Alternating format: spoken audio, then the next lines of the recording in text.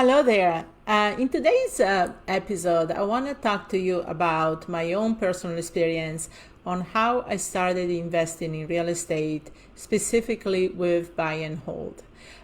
Because I actually started, that was my first strategy that I started as far as investments. And then I went into fix and flip and wholesaling.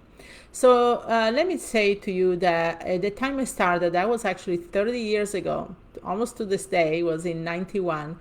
And I was just fresh out of college. I didn't have a job. I had money with my husband at the time, but he did not want to invest it in real estate, so for him was too risky. So with that said, I had a drive. I had a dream that I could go into real estate and build a portfolio. And my goal at that point, I had two small children, a 2-year-old and a few months old baby.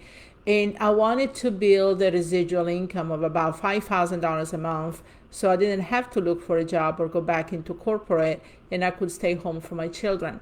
So my why was pretty strong, and I knew I had to do what I had to do at that point. There was no holding back. There was no option B. And I had been reading and studying about these other investors that had basically started getting properties through lease options, subject to contract for deeds, any type of owner financing, because either they didn't have the money to invest or the credit or a job, or simply because they knew they could leverage this whole the way they structure the deals without using their own money. So my first strategy that I did, again, this is 91, this was pre-internet and classifieds online and so forth.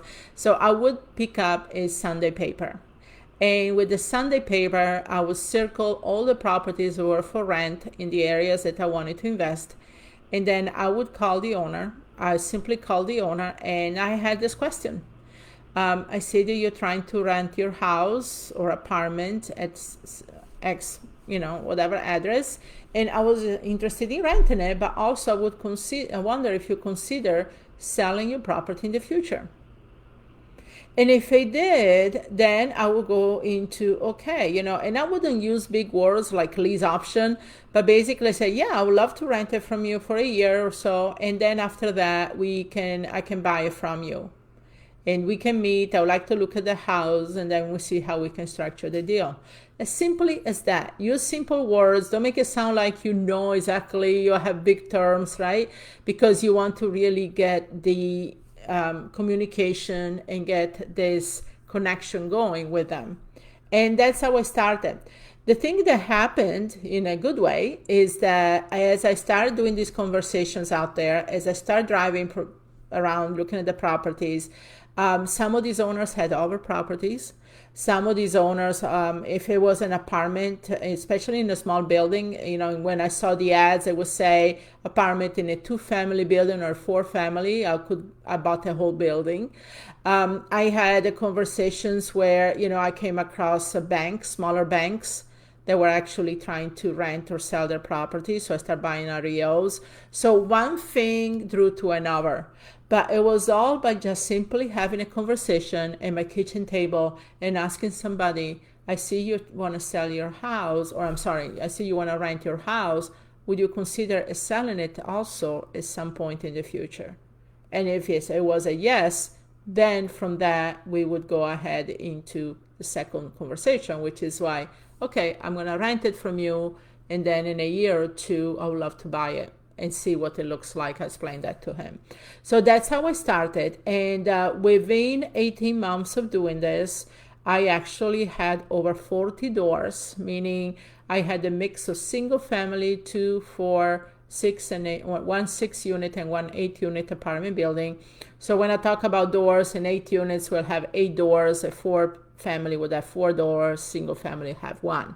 So, and my income was about $8,000 to $10,000 a month, which in 91, 92, that was pretty good money, right? But that's when I started really doing this.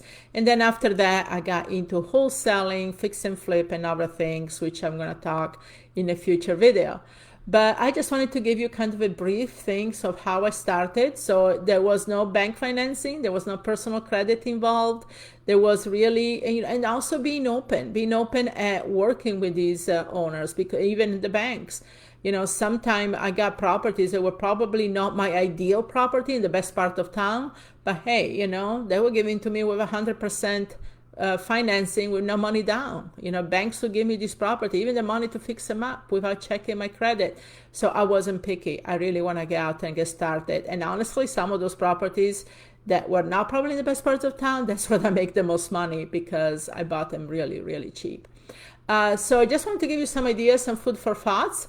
So I welcome your comments here in underneath the video. And also I have a link here for you to connect with us and join our group of real estate investing women, where we train other women in all kinds of strategies and we interact with you every day. Thanks for stopping by.